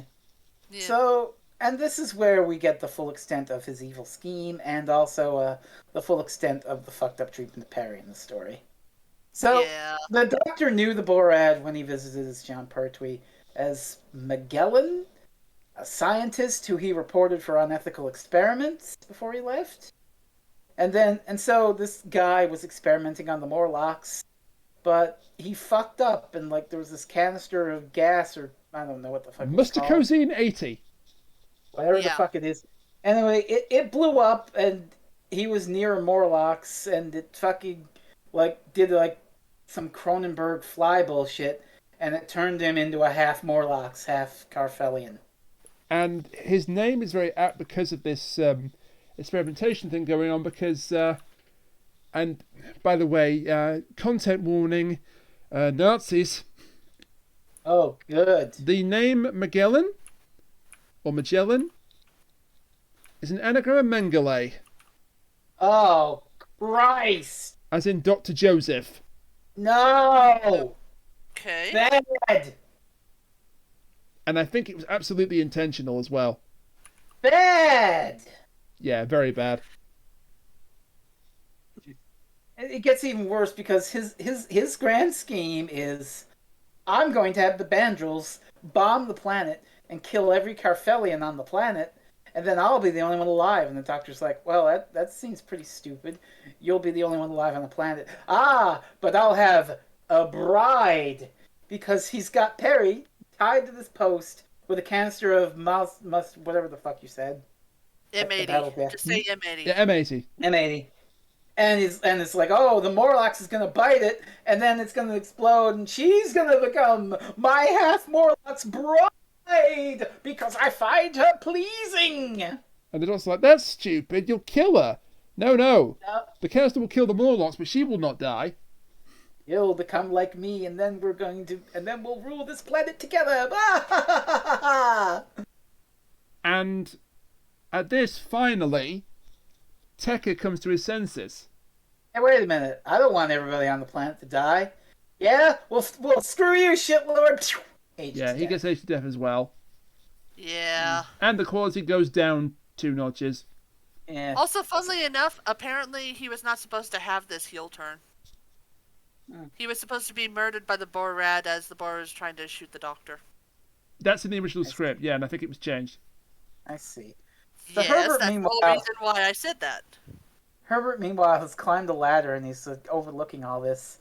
And then the Doctor activates his thing, so Herbert looks into his telescope and he can see the real Doctor playing with controls, while the Borad's like, time to die! And he shoots right through the image of the Doctor, and it's like, oh, where are you hiding, I wonder? But the Doctor that's projected 10 seconds in the future is playing with controls, trying to find what releases the thing. And he's like, hey, Borad, don't shoot me with that aging beam. It'll reflect back at you. I totally got it. I totally got the reflecting beam. Well, you're a lying bastard. I'm going to shoot you anyway. Lie about this! And it reflects back. Bang, boom. Fucking Borad. I like the Borad's final exchange with the Doctor. Uh-huh. Doctor, no, you tricked me. You tricked yourself. Remarkably similar to a line in Remembrance of the Daleks. Hey.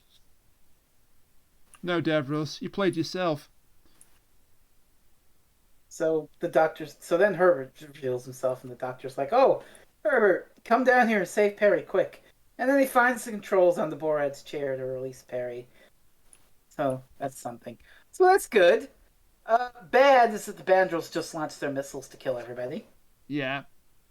You'd think that, with the death of the Borad, we're like, what, 28 minutes in to this About half an hour 45-minute in, story? yeah. Half an hour in. Yeah. Oh, yeah. We're not done yet. It kind of makes sense as to why they had to be like, oh shit, we ran under. Yeah. Damn it! We should have had another scene of the Doctor and Peri in the TARDIS. So, Fuck. the Bandrels have fired their missile, and it's on its way to wipe out Karfel. Meanwhile, Herbert does something actually useful for once, and fights off the Morlocks. With a Yeah, he flaming saved torch. He saved Peri. So, he did something good for once. It's the one good thing he does in this thing, god damn it. God. So the Doctor runs in, the ambassador is on the screen, and saying, right, okay, Karfel was under the ones of the dictator. The dictator is dead now. Blow up your missile. You don't have to destroy this place. And the Banner's like, You well, can trust okay. me. Show us the Borad. Well, that's going to be a bit difficult. Then I can't believe you. Goodbye. God damn. So the missile is still on its way to destroy the planet. Yep. Mikros just appoints himself as the Malin. by the way. I mean, it's not like they can hold an election at this time, but honestly, if they did, probably Vera would win. So Mikros and his Christian Bale-looking ass is now in charge of Karfel. Oh my god. And the Doctor has a plan, so he's going to go into the TARDIS and do some shit to deflect the missile. And Peri follows him in, and what follows is the Doctor getting pissed off. Concept warning, yikes. Doctor, I want to help you. Well, I don't want your help, but I don't want to be stranded on Karfel. Well, if I don't succeed, there won't be a planet for you to get stranded on. It gets I'm not worse. leaving you. And he's like, read my lips! Get the fuck out! He says it. He tries to get to leave reasonably. Mm-hmm. He then tries unreasonably, and she eventually does agree. But in the midst of all this, Herbert has got on board the TARDIS again. He snuck the fuck on again. And I really wish he hadn't. Because I mean, he's not that bad, but he honestly does feel kind of like we want to shove this thing in. So we're going to shove him in. No, this is very bad. Yeah. This is remarkably bad. Let's put it this way. If Herbert was not there, not a whole lot would have been lost. The doctor says, you know, Herbert, didn't you just hear everything I said to Peri just now? In regards to, you know, wanting to be alone when I do this? Oh, but she's a girl, Doctor. This is work for men. Oh! And he's like, oh! You fucking idiot. This is a suicide mission, and I was trying to save her life. We're going to park in front of the missile and take the hit and probably get blown up. I do like what he says, though. He does say, does that sound manly to you? Yeah. God damn. And Herbert's like, well, gee, I'm not too sure now. So it's like, yeah, you tried to excuse yourself from being sexist, but Herbert is just getting on his fucking nerves. I mean, at one point, which is really un-Sixth Doctor-like in a way, we got Colin Baker saying through gritted teeth, "Shut up!" Yeah.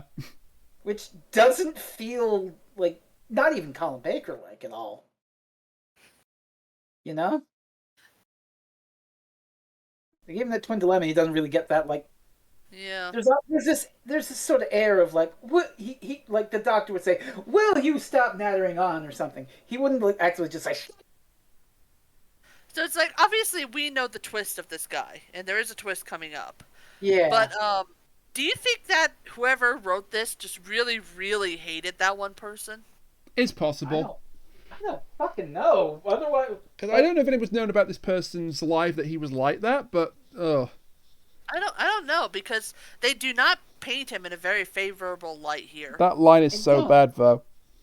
But yeah, so they're gonna get between the planet and the missile, and they do it, and the missile comes, and there's a big pink kaboom, and it's like, oh no. The Bandrel ambassador comes on and is like, oh, what a shame that the Doctor sacrificed himself to save your planet from the missile. We'll have to send our condolences to Gallifrey. And everyone's like, oh no, the Doctor's dead. Oh. Yeah, doesn't the Doctor also, when he's trying to plead to them, like, call back the missile, destroy it? He's also like, I'm the president of Gallifrey. If you blow me up, then you're going to be in serious trouble. Yes. Yeah. They agreed to send ambassadors to planet Karfel, but everyone there is sad about the Doctor sacrificing himself. Peri's sad, Vena's sad, Kat's is sad, mainly Micros is sad, the Borad is sad. Wait, what? Okay, look, y'all, I know we've talked on the show about Writers Gotta Eat. This is not Writers Gotta Eat. Writer just went over to someone else's fucking table and stole all the unlimited breadsticks. This is them trying to do that twist from Diamonds Are Forever where there's two Blofelds. How dare you do this in my Olive Garden? That's all this is. Holy shit, like, there's no fucking reason for this to be here. Why did you kill him if he was... This is just two Blofelds. Other than you want to know the worst part about all this, though, Frez? What's that? Originally, the way that the Borad comes back was supposed to stop him from wanting Peri as his bride. Oh, God. Okay. They changed it to make it so he still wants her as his bride. He sure does. And he's like, oh, ha. Oh, by the way, the Doctor and Herbert are okay. So, yeah, they absolutely, like, low-key this, but the Doctor and Herbert just walk in, they're absolutely fine. So how did the No, Borad Frez. survive? Oh, it was his He clone didn't that was survive. killed. Aha! I cloned myself! I had the power to clone myself, Doctor! I'm the clone, Borad! This is just the two Blofelds from Diamonds Forever. Hey, where the fuck did all my breadsticks go? Where are they? What do you mean I'm not in the Olive Garden anymore? And the Doctor taunts the Borad, and he's like, hey, you got a fucked up monster face. Why don't you show your monster face to Peri? I bet she'll scream. If she screams, you should let her go. And he's like, yeah, well, I'll fucking rip her eyes out. Then she won't find me monstrous and scary. How about that? Oh, you petty fuck. It's worse than that. He says if Peri looks at your real face and she doesn't scream, the marriage can take place. What the fuck? And yes, he's trying to save her life, but he does it by Badly. taking away any agency she has. Because she even says, "Don't I get a say in this, Doctor?" Women? Agency? What's that? And he doesn't really respond to that. He is trying to save her life, but he taunts the Borad. He calls the Borad's bluff, and then he picks up a chair and he smashes the mural of his third self, and behind it is something we don't need to talk about. So then, We're not going to talk about this shit. no. I of course we can talk about this. Behind the mural is a mirror. Doctor Who mirror alert. Whoop whoop whoop whoop whoop whoop whoop whoop. I kind of feel like we got them kind of fucking the wrong way monster around. face. That should have been the one for the android. This should have been the big Good one, enough. but it's Good fine. enough. Who gives a shit with this story? So anyway, Peri screams and the bar is like, "Oh, I've got a scary monster face!" And then there's a struggle, and the Doctor shoves the Borad down into the fucking Timelash. What's the line he gets to send him off? I don't remember. He just hip checks him into the Timelash. And the line afterwards is fucking hilarious. It's like, "Oh, the Borad. Well, what will he be doing in 1179? Oh, where did he land? Hey, Herbert, where's your place? Oh, Inverness in Scotland. Oh, well, he'll probably just do a lot of swimming. Well, won't he be seen? Yeah, from time to time. The Borad is the fucking Loch Ness monster. He is, and it gets even funnier. Fucking hell! It gets even funnier than that in expanded universe materials. Fucking hell!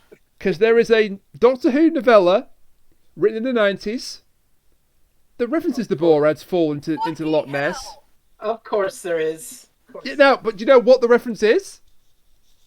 Oh, let me guess. It involves the fucking Scarazin. How the hell did you... How the hell do I know that? Because it's Doctor Who continuity in the 90s. You're going to be like, ooh, this account of the Loch Ness Monster doesn't make sense with this account of the Loch Ness Monster. We've got to match them together so the continuity makes sense. No, it wasn't that. He falls in Loch Ness. He immediately encounters two Gallifreyan investigators who remove him from existence. The fuck? I'm sorry, I'm still not over this. The fact that the Loch Ness Monster. Loch Ness Monster. Yeah, the Loch Ness Monster. Man, I really need to get paid for this podcast. Hey, Kat, I need about $3.50.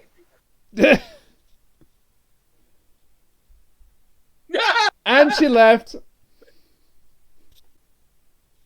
Well done. Of all the things we talked about tonight, I did not expect that to be the one to make you leave. Okay, well, why don't we get this fucking shit I am done with? really obligated to be here and talk about this episode. So the Doctor blows up the Timelash, and then Herbert's like, "I wouldn't mind staying on Karfel," and the Doctor's like, "No, we're taking you back home." And Peri's like, "Wow, won't he tell everybody about all his alien adventures?" "Oh yeah, he will, Peri. He'll go back to 1885 and tell the world all about his amazing adventure." And you know how I know? Because he dropped his card in the TARDIS. And the Doctor holds up the card, and on the card is the name Herbert George Wells. It was H.G. Wells all a fucking long. Fuck. So I knew about this twist because you actually mentioned it on the previous podcast, Frez. You know, But I didn't know it was in this story. You mentioned there was a character called Herbert, and at the end, Herbert is revealed to be H.G. Wells. Yeah. But you did mention it was Timelash. Surprise. Did this need to be here? No! You know, I mean, the implication is just like, he encountered a scary monster called the Morlox, and then when he wrote the Time Machine, he called the fucking things the Morlox. Ooh! Because there are lines of dialogue that do quote from H.G. Wells' books. His alien adventure inspired him to invent the science fiction genre with stuff like the Time Machine and War of the Worlds. Yeah, specifically the Karfel is the time frame for Karfel is the same time frame as the Time Machine. And it's like, this isn't even like an idea. It's just a concept thrown out there. Oh, what if the Doctor took H.G. Wells to an alien planet and inspired the Time Machine? And fucking nothing. Yeah. Just nothing comes from it. Nothing comes from it. There's no creativity. It's just a twist, you know? The fact that it's a twist is like, oh, it was H.G. Wells the entire time. What does that tell us in retrospect? Nothing! It's even worse because he won't even tell you how he escaped the explosion in the TARDIS. Well, I mean... And it's in the script. I escaped. Yeah. No, the actual way he escaped is in the script. They had a reason. They had a reason to do it. I mean, look, I buy it. I mean, it's just like, it's the Doctor. He wasn't going to get blown up. I know, but they actually explain why he didn't get blown up. Okay, I'll buy it. What's the reason? What did they do? The Bend-ellipse was neutralized via contact with the TARDIS's time field. Okay, fine. That's all it needed. I buy it. I mean, I didn't need that to explain the thing, but I get it. It works. Fine. Should we put this fucking thing to bed? Yes, and I'd like to go first, please. Okay, Mr. I Pick Timelash, go first. Okay, firstly, I severely apologise for picking Timelash. Secondly, yeah, okay, this is terrible. Objectively, subjectively, this is terrible. But here's the weird thing. Apart from the sexist bits, there was no racism in it. Apart from the sexist bits... I mean, you could just ask, Frez. You don't have to... There you go. Apart from the sexist bits, I actually enjoyed this because it's so bad it's good. And there's a couple of interesting bits. I quite like the Doctor's conversation with the first Borad, not the second. The first Borad. Paul Darrow's a delight throughout. And thank God he was in mischievous mood to upstage Colin Baker at every turn because it makes things just a bit better. It's still bad. He can't save it, but he makes it a bit more bearable. But the dynamic between Peri and the Doctor, good God, after the Mark of the Rani where it was getting better, and he seemed to be showing concern for her, and he wasn't showing her all the time, we've gone back 5 steps. I don't know why we've gone back 5 steps, but we've gone back 5 steps. It's just, nobody had their heart in it, did they? Filming this. No. Paul Darrow had his heart in it some way. Nobody not named Paul Darrow had their heart in this. Yeah. And as good as Paul Darrow is as an actor, he can't save this. Yeah. It justifies its fall from bottom slot on that poll. So, that all from you? That's all. If I may? You may. Yeah, it's not good. But it's, I don't know if it's 4th worst, but I mean, the sexism definitely lowers it way the fuck down and makes it hard to, enjoy the hammy bullshit of it. And I mean, it's not bad other than the parts that are fucking atrocious. Which are plenty, like the sexism or the acerbic nature of the 6th Doctor. Other than that, it's sort of like paint by numbers Doctor Who in a way, arriving on an alien planet with an oppressive regime and helping the rebels overthrow it, which, is routine Doctor Who for the 80s, which Chibnall take notes. That's what routine Doctor Who is. You don't have the Doctor going, oh, Both sides have very good points. I don't want to get involved. I'm just going to leave. None of that shit. He actually fucking plots and overthrows the oppressive regime and saves the day, but... H.G. Wells is in here for no fucking reason other than being an endgame twist. Most of the effects are pretty bad. The Borad makeup's pretty good. Paul Darrow is a funny ham. But otherwise, it's like... Really, watching it, when it's not offending you with its sexism, it's kind of just... meh. I don't know if I'd rank it fourth worst. It's definitely down there because of sexism, but it's not... But I have a feeling that the Doctor Who magazine fans don't hate it because of the sexism. They hate it because it's, campy, hammy, hacky 80s bullshit. Which, I can deal with that part, but the other problematic bits, it's great. So, Timelash will have to get a miss from me, but parts of it, it's not like a complete cesspool, but, oh boy, it has an uphill battle. Kat? Yeah, I kind of have to agree. There's a lot of it that can easily be taken out, especially the sexism and H.G. Wells and everything. It's not... I don't want to say it's too offensive, because that sounds like I'm saying that the sexism isn't offensive. It's not something that I would watch on a... I'm not going to watch it again, to be perfectly frank. I'm also not going to be like, oh, you guys gotta watch it. It's such an interesting story or anything like that. It's definitely meh. Yes. It's kind of sad because, I still do like Colin Baker. He's an interesting doctor. He tries. And, there are people who definitely tried in this. Okay, there's only one person who actually tried in this, but still. I don't know. The fact that we found out that it was supposed to be like a cheap episode in order to make up for lost budget makes a lot of sense, and sadly it really, really shows. And I think that's the main part of it that really hurts, is that it's got something there that could have been interesting, but the budget cut and then the fact that it's just... They put in all this random ass shit like H.G. Wells and the Loch Ness Monster. It's a mess. It's just a huge, huge mess. I don't think it deserves to be number 4 of the bottom lowest, but it's just not good. Mm-hmm. I still wouldn't say it's the worst of the time, or not the time. I wouldn't say it's the worst of the Colin Baker stuff, though. I would watch this over Twin Dilemma again. Yeah. At least this had something interesting in it. Twin Dilemma is just... The most interesting thing that happens is, hey, let's try to kill Peri. Yep. So, next time, I think I'm up. Yeah. Who got it last week? It was... You. It was me, then you. So you are up then, aren't you? Yes, I am. Have you got something for us in mind then? I sure do. We're going from one 80s Doctor to another and getting dangerously close to finishing off a Doctor's run. Next time on Doctor Who Reviews, Sylvester McCoy in Silver Nemesis.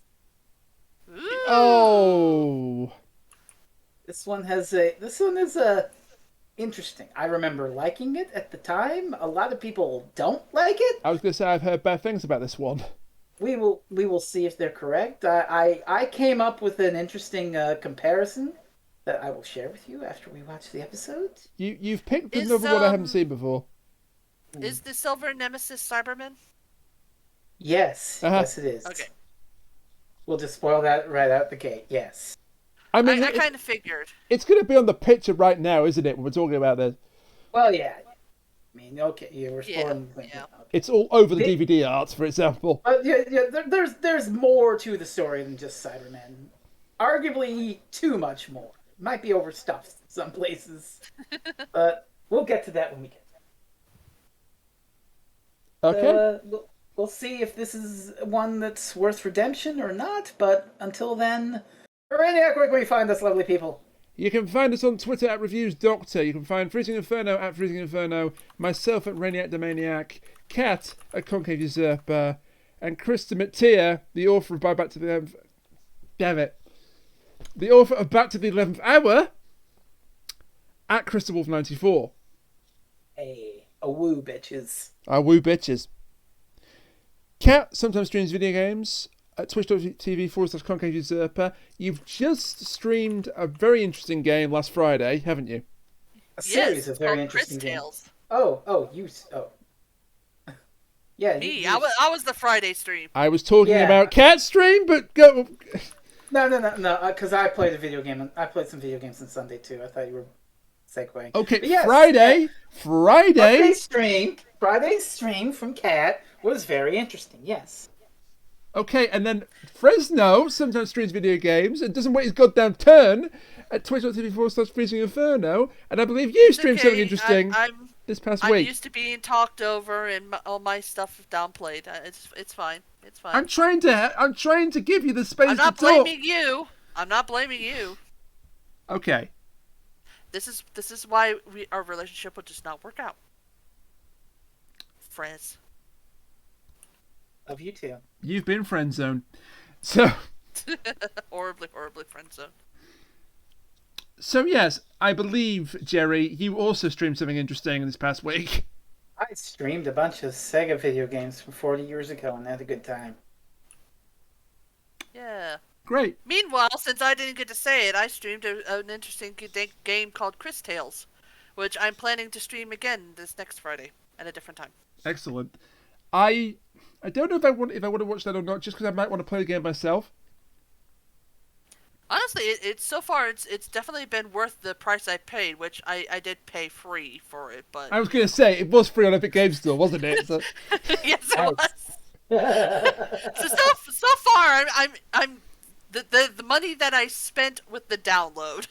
I didn't want to say anything because I got that for free on EGS. I was like, I don't want to tell Kat in case she shelled out for it. But then you said I got it for the price of free, so it's good. Oh no, yeah, I got it for free. For the high fee of nothing at all. It was worth the download. If you missed it, by the way, it will probably be on EGS again around Christmas time because they do that. Yeah, probably. For free. They sort of. And also, if you want a nice preview of it, including me dying in a really stupid way just at the very end of my stream, you can go online to my Twitch where I have it highlighted so you can watch it. For some reason, it did break it up into 3 parts. I think my stream had some issues, but it's there. I think you did have some minor issues, yes. I was in for the first hour or so moderating, and a couple of minor things happened. I was the only one in the stream who wasn't a moderator. Yes, because Polly got made a mod. That's right. It will never change now. I was never actually going to kick her out, you know. That was a joke.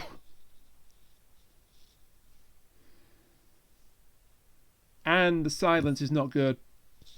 Silence is very good. The silence is golden. The silence is never good when it comes from you. It means you're plotting something. So anyway, but yes, if you're interested, there's a cathedral with a floor full of mirrors. So yeah, there is. At which point I went to bed. So good night, Rainiac. Good night, Rainiac. Good night, Rainiac. Thank you to listening to us talk about Timelash for the past couple of hours. We hope you've had a fun time, even though the episode was not that great. Not that good a serial. Really. And join us next time when hopefully things will be a bit better as we tackle Sylvester McCoy's story, Silver Nemesis. It's Sylvester McCoy. It has to be good. True. And Ace. I'm certainly liking this a lot more. Until then, bye for now. Bye. Have fun.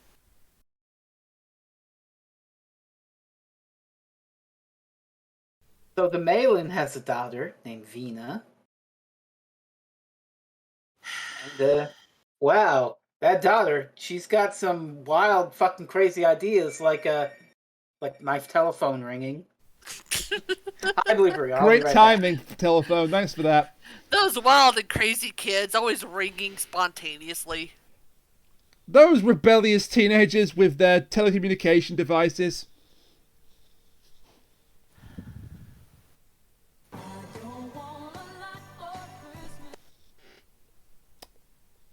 And kick Kat from Cole. I'm just testing to see if the keybind works. Yeah, just testing my patience.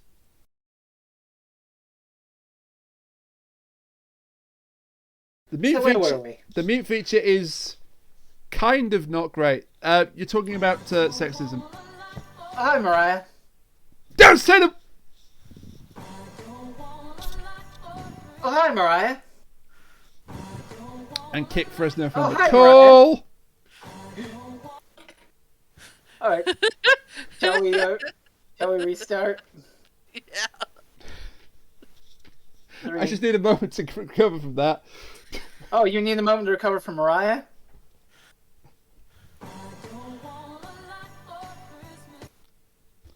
Fuck you. See, you weren't here for Frez, but I've got a button for that now.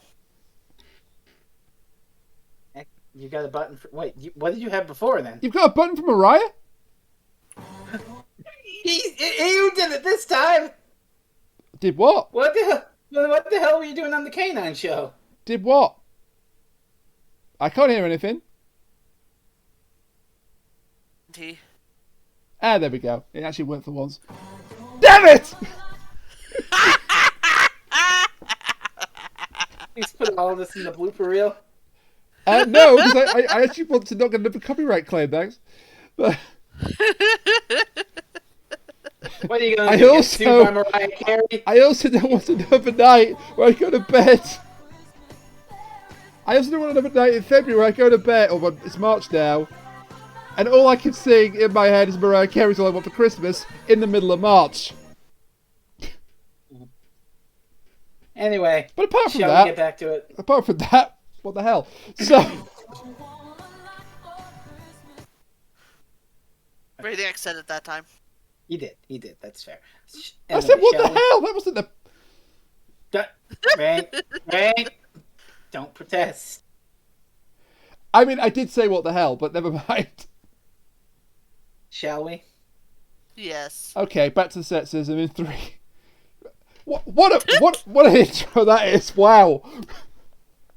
Back to sexism in 3, 2, 1. Whoa. Hi, blooper reel. Anyway, back to sexism.